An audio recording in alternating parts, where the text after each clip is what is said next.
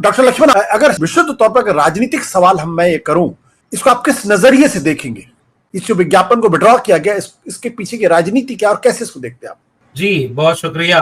पहली तो ये बात है कि पिछले 10 वर्षों में इस देश की राजनीति ने जो दृश्य नहीं देखे थे, अब वो देखना पड़ रहा है। 2024 के चुनाव के बाद एक बदलाव ये आया है कि एक बिल जॉइंट पार्लियामेंट्री कमेटी के पास भेजा जाता है।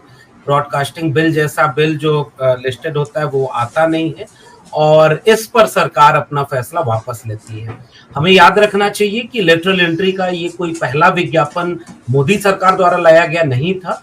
इसके पहले 2018 में लेटरल एंट्री का विज्ञापन आया, 9 लोगों का अपॉइंटमेंट हुआ, जिनमें से एक ने चंद हफ्ते बाद वो सर्विस छोड़ दी। उसके बाद 30-32 लोगों का एक चंक आया, फिर उसके बाद 30-32 डीओपीटी मिनिस्टर जितेंद्र सिंह ने ये सदन में बताया है कि तकरीबन 62-63 लोग ऐसे हैं जो पिछले 5 साल 6 साल में लेटरल एंट्री के जरिए सरकार में सीधे ज्वाइंट सेक्रेटरी या डायरेक्टर या इस तरह के अहम पदों पर आए हुए हैं। तो ये इस तरह से नया राजनीतिक घटनाक्रम है और ये सामान्य घटनाक्रम नहीं है। ये इसका मैसेज बहुत बड़ा है।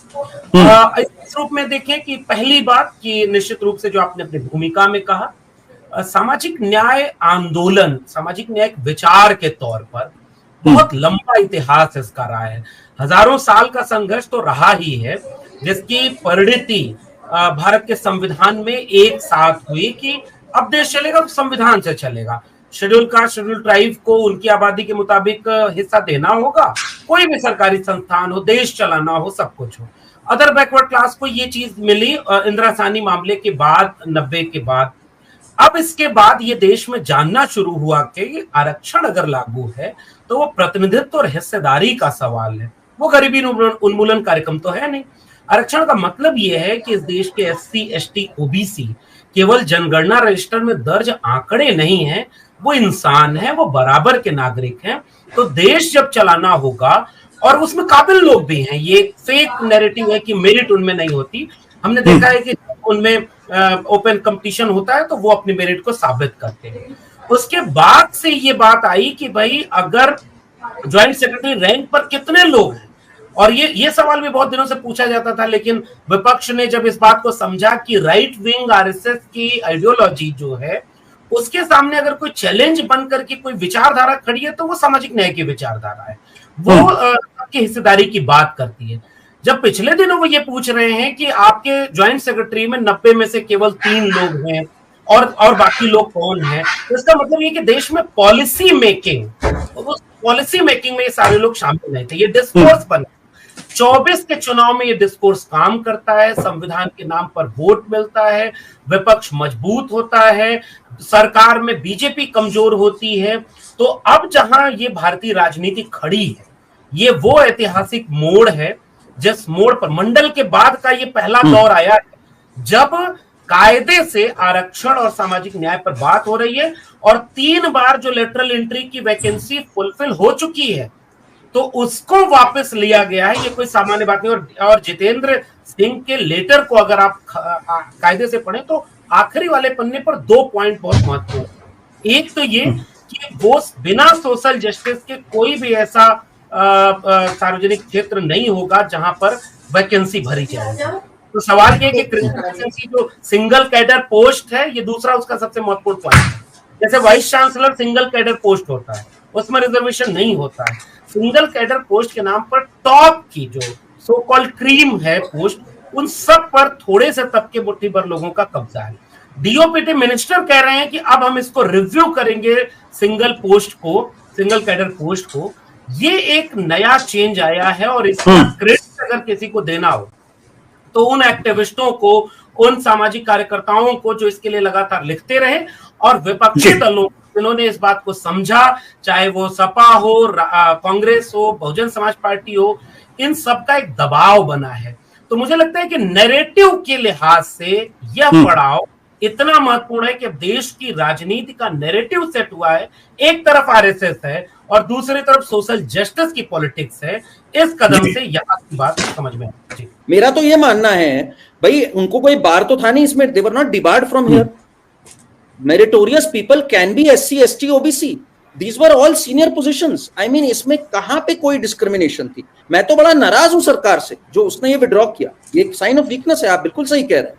But it is a sign of weakness because the sarkar should not have bowed to this. इनको यहाँ पे अपनी ग्राउंड पे खड़े रहना चाहिए था. 0.5% आप एडमिनिस्ट्रेटिव स्ट्रेंथ में एक्सपर्ट्स नहीं ले सकते. तो ये एक सवाल, मतलब आज हमारे को सिटीजन्स पूछना है कि क्या हर चीज में सोशल जस्टिस का एक फेक एंगल देके हर रिफॉर्म को हमें डिटेल करना है? बट डॉक्टर लक्ष्मण, जो सवाल करण वर्मा ने उठाया, मुझे लगता है वो सवाल महत्वपूर्ण है कि भाई अगर देश को आगे बढ़ना है तो एक्सपर्ट्स को लाना पड़ेगा, और अगर 0.5% पे भी अगर हम कॉम्प्रोमाइज करने को तैयार नहीं है तो फिर आगे चीजें कैसे जाएंगी? तो क्या ये मान लिया जाए कि दलितों पिछड़ों में एक्सपर्ट्स नहीं होते, या ये कहा जाए कि अगर आप लेटरल एंट्री करना चाहते हो तो लेटरल एंट्री करिए, लेकिन 45 में कुछ सीटें तो रिजर्व कर दीजिए उनके लिए कि भाई एक्सपर्ट उनके यहां से भी आ जाए, उसमें क्या दिक्कत है? बिल्कुल ठीक बात है. मेरे सामने एक सूची है जो शायद पहली बार ये लोग अपॉइंट हुए थे. 9 लोग थे. अंबर दुबे, सुजीत वाजपेयी, फिर उसके बाद कोकाली घोष, सौरभ मिश्रा, राजीव सक्सेना, अरुण गोयल. इनमें से कोई भी SC, ST, OBC नहीं है. उसके बाद 63 लोग हैं. सरकार एक बार बताए कि क्या सरकार को कोई भी SC, ST, OBC इन 63 लोगों में जो अब तक लेटरल एंट्री से एंट्री पा चुके हैं उनमें कोई क्यों नहीं मिला? इसका मतलब ये बात कह देना कि सामाजिक न्याय जैसा एक फेक फेनोमेना हर जगह घुसा देना ठीक नहीं है. ये भाषा ही बताती है कि असल में आप सामाजिक न्याय की वैचारिकी को समझे ही नहीं, संविधान को नहीं समझे. अगर आप इस देश में 2 बातें हैं, या तो आप ये कहना चाहते हैं कि 60-63 लोगों में अभी तक सरकार को कोई SC, ST, OBC नहीं मिला जो बिना आरक्षण के लेटरल एंट्री से आ सके, तो आप अमृतकाल किस बात का मना रहे हैं कि आपके यहाँ 90% आबादी को आपने काबिल नहीं बनाया? या इसका दूसरा पहलू ये है कि काबिल वहां लोग बैठे हुए हैं. आपका चयन प्रक्रिया इतनी बायस्ड है कि जैसे कुलपतियों में क्या प्रोफेसर इस देश में काबिल नहीं है SC, ST, OBC, लेकिन कितने वाइस चांसलर, क्योंकि वो सिंगल पोस्ट कैडर है. तो ये एक पूरी चयन प्रक्रिया मुट्ठी भर लोगों के हाथ में होती है. और ये सवाल इस देश के संविधान का सवाल है कि अगर इस देश में आबादी जिनकी है, अब एक भी अरबपति आदिवासी नहीं है, वो सारा दोष आदिवासियों का नहीं है कि भाई तुम जंगल में रह गए, तुम्हारे अंदर कोई काबिलियत नहीं है, क्या हम देश को इसके लिए पीछे छोड़ दें? ये सवाल देश का सवाल नहीं हो सकता. देश आगे जा रहा है. दूसरा मेरा तर्क है कि देश में अब आप वर्गीज कुरियन को ले आए, आप मोंटेक सिंह अहलूवालिया को ले आए, मनमोहन सिंह को ले आए. किसी ने कहा क्या कि ये गलत चयन हुआ? आप 60-63 लोगों को सिस्टमेटिकली प्रोसेस को ब्रेक करके बाकायदे ज्वाइंट सेक्रेटरी रैंक पर बिठा रहे हैं, उन्हें डायरेक्टर बना रहे हैं. कुछ दिन बाद ये वैकेंसी बढ़ती यूपीएससी के जरिए जो नियुक्ति होगी वो घटती जाएगी, लेटरल एंट्री बढ़ती जाएगी. तो क्या सरकारी तंत्र अब बिल्कुल नाकाबिल लोगों के हाथ में जा चुका है? क्या सरकारें ट्रेनिंग प्रोग्राम नहीं चलाती कि वो काबिल बन सके, वो नए ढंग से काम कर सके? ये वो माइंडसेट है जो ये आपको समझाता है कि सरकारी स्कूल में पढ़ाई नहीं होती है, इसलिए प्राइवेट स्कूल बने. तो धीरे धीरे सरकारी स्कूल, सरकारी हॉस्पिटल, सरकारी नौकरियां सब धीरे धीरे प्राइवेटाइज कर रही जाएंगी और सब कुछ अच्छा प्राइवेट में सेक्टर में होगा. दूसरी और आखिरी बात, लेटरल एंट्री का विरोध इसलिए भी हो रहा है कि पॉलिसी बनाने के लिए केवल मैंने इसका जवाब दे दिया सामाजिक न्याय और आरक्षण का. अब एक दूसरा सवाल बताएं. ये जितने लोग 3 साल के लिए आ रहे हैं और डेपुटेशन की तरह से एक वैकेंसी है, ठेके पर IAS, ठेके पर ज्वाइंट सेक्रेटरी, 2 साल एक्सटेंशन के बाद 5 साल हो गया. कौन लोग आ रहे हैं? और 60 लोग जो आए उन्होंने कौन सा ऐसा कमाल धमाल किया जिससे उन मंत्रालयों में वो काम हो गए जो उनके ज्वाइंट सेक्रेटरी 30 साल की नौकरी के बाद पहुंचे थे तो नहीं हो पाए? एक व्हाइट पेपर इस पर होना चाहिए. दूसरी बात, हम ये नहीं कह रहे कि इसका विरोध होना चाहिए, लेकिन सरकार अगर कोई पॉलिसी बनाती है तो उसको देश में बताए कि देखिए हमने इतने काबिल लोग ले आए. अब ये लोग वापस जब रिटायर होकर के अपनी प्राइवेट सेक्टर की नौकरी में चले गए तो पॉलिसी मेकिंग में आप उन्हें शामिल कर लिए, पॉलिसी बनाए. ऐसे लोग जो कहां से आ रहे हैं, क्या बैकग्राउंड है, वो आरएसएस के हैं, प्रथम वर्ष द्वितीय वर्ष दीक्षित हैं, क्या है, कुछ पता नहीं. और उसके बाद जब नौकरी से चले गए तो आपकी कोई अकाउंटेबिलिटी उन पर नहीं है. ये एक बहुत बड़ा पॉलिसी इशू. रही है, आप पॉलिसी बनवा किससे रहे हैं। तो इसलिए दोनों तर्क साथ में लेटरल एंट्री के ऊपर क्वेश्चन कर रहा है कि अगर SC ST OBC इसमें शामिल नहीं है तो ये देश की पॉलिसी कैसे बना सकते हैं। उनमें काबिल लोग हैं, इसलिए मेरिट के नाम पर तो इस देश के हायर एजुकेशन में बहुत दिनों तक तो रिजर्वेशन नहीं आने दिया गया और मेरिट के नाम पर बहुत कुछ हुआ, लेकिन अब ये जब थोड़ा डेमोक्रेटाइज हुई हैं चीजें तो ये समझ में आया है कि मेरिट जैसा कोई बहुत बड़ा फेनोमेना है नहीं, वो सुविधा से इस्तेमाल किया जाता है और जहां पर आपको आपके फेवर की बात करनी है तो आप वहां मेरिट, क्वालिटी और उसमें इनोवेटिव चीजें आप लगा देते हैं और बाकी चीजें आपकी पीछे रह जाती हैं, जिससे हिस्सेदारी, प्रतिनिधित्व और सबका देश, एक डेमोक्रेटिक वैल्यूज, वो अगर आपके पॉलिसी मेकिंग में नहीं है तो देश तो पॉलिसी से चलता है और पॉलिसी बनाने में अगर वो लोग नहीं है तो वो तो सवाल पूछेंगे साहब, और उसके लिए तो जवाब आपको देना होगा कि 60 लोग जो आप ले आए उनसे कौन सा ऐसा काम किया, उसका भी जवाब दे दीजिए। बट क्या 0.5% में हम क्यों मान रहे हैं वहां SC ST OBC नहीं आएंगे? अगर आपके पास कोई तथ्य है कि चुनावी प्रक्रिया में कुछ गलत है और डिस्क्रिमिनेशन है तो भाई उसके तथ्य सामने रखिए, कोर्ट में जाइए, वो तो बिल्कुल इलीगल बात है अगर ऐसा डिस्क्रिमिनेशन हो रहा है तो।